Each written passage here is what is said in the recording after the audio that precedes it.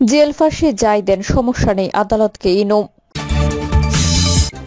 জানাবো সত্যি নাকি নয়া কোনো ষড়যন্ত্র, ফেসিস্ট হাসিনা আর আওয়ামী লীগ থেকে মুখ ফিরিয়ে নিল ভারত। এক ব্যক্তি সর্বোচ্চ 10 বছর প্রধানমন্ত্রী থাকবেন, একমত দলগুলো, বললেন আলী রিয়াজ। এবং সর্বশেষে জানাবো ডক্টর ইউনূসের মালয়েশিয়া সফর ঘিরে কূটনৈতিক তৎপরতা জোরদার। এতক্ষণ শুনলেন সংবাদ শিরোনাম, এবারে বিস্তারিত। জেল ফাঁসি যাই দেন, সমস্যা নেই, আদালতকে ইনো। সাবেক তথ্যমন্ত্রী হাসানুল হক ইনু বলেছেন, আদালতে জেল ফাঁসি যাই দেন, সমস্যা নেই, কিন্তু দুদক বিভ্রান্তিকর তথ্য দিয়ে বিচারের আগে মিডিয়া ট্রায়াল করেছেন, এর থেকে পরিত্রাণ চাই। তখন বিচারক বলেন, অভিযোগ আসলে মিডিয়া তা প্রকাশ করে। পরে আদালতে মামলায় তাকে গ্রেফতার দেখিয়ে কারাগারে পাঠানোর আদেশ দেন। জ্ঞাত আয় বহির্ভূত সম্পদ অর্জনের অভিযোগে দুদকের করা মামলায় তাকে গ্রেফতার দেখানো হয়েছে। রোববার ঢাকা মহানগর দায়রা জজ আদালত মোহাম্মদ জাকির হোসেন গালিবের আদালত দুদকের আবেদনের প্রেক্ষিতে এই আদেশ দেন। এর আগে হাসানুল হক ইনুকে আদালতে হাজির করা হয়, এরপর তার উপস্থিতিতে শুনানি শুরু হয়। এই সময় আসামি পক্ষের আইনজীবী মোহাম্মদ সেলিম আদালতের উদ্দেশ্যে বলেন, আদালতে নিরাপত্তার অভাব রয়েছে, তাকে সব আসামিদের সঙ্গে এক জায়গায় রাখা হয়েছে।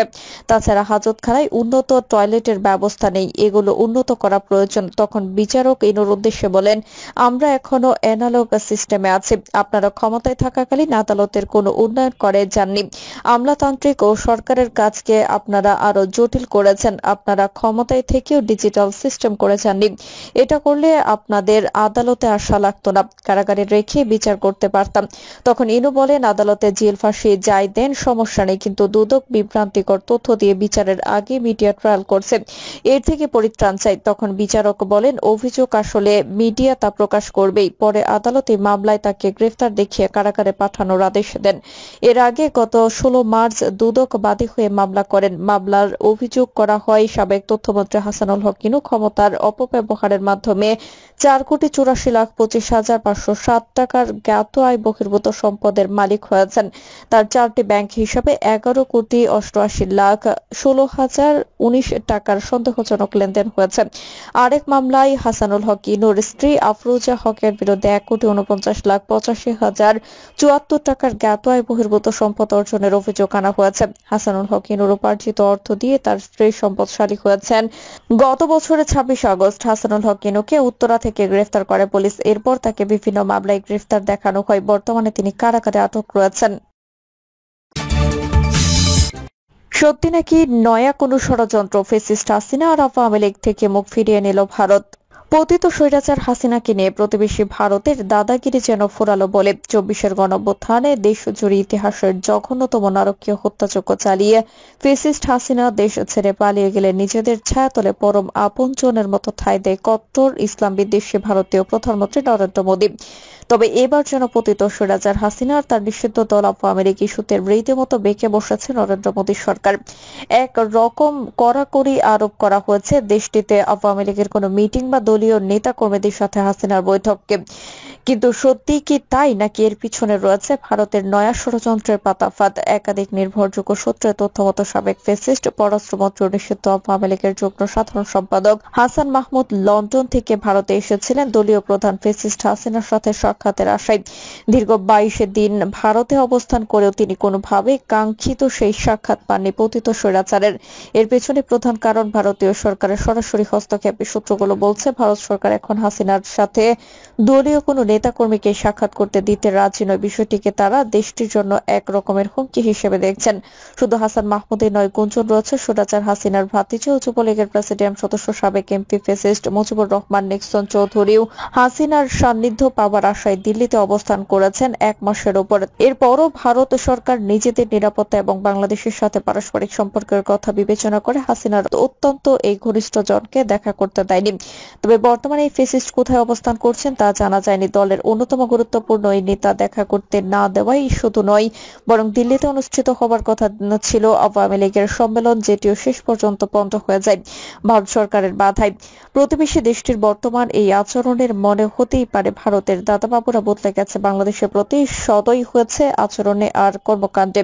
কিন্তু জনগণকে মনে রাখতে হবে, ভারতের কট্টর ইসলাম বিদ্বেষী প্রধানমন্ত্রী মোদী এখনো প্রায় 250টি হত্যা মামলার আসামি। আন্তর্জাতিক অপরাধ ট্রাইব্যুনাল কর্তৃক গ্রেফতারি পরোয়ানা জারিকৃত অপরাধী ফ্যাসিস্ট হাসিনাকে ফিরিয়ে দেয়নি। তাদের সাথে বাংলাদেশের বন্দি বিনিময় চুক্তি থাকার পরও বরং উল্টো আরো হাসিনাকে সেফ জোনে কড়া নিরাপত্তায় রেখেছে দাদাবাবুদের সরকার। কূটনৈতিকরা মনে করেছেন এটি ভারতের নয়া কোনো ষড়যন্ত্রের অংশ, কারণ ভারত কোনোভাবেই হাসিনা আর আওয়ামী লীগের বিকল্প তৈরি করতে চায় না বাংলাদেশে।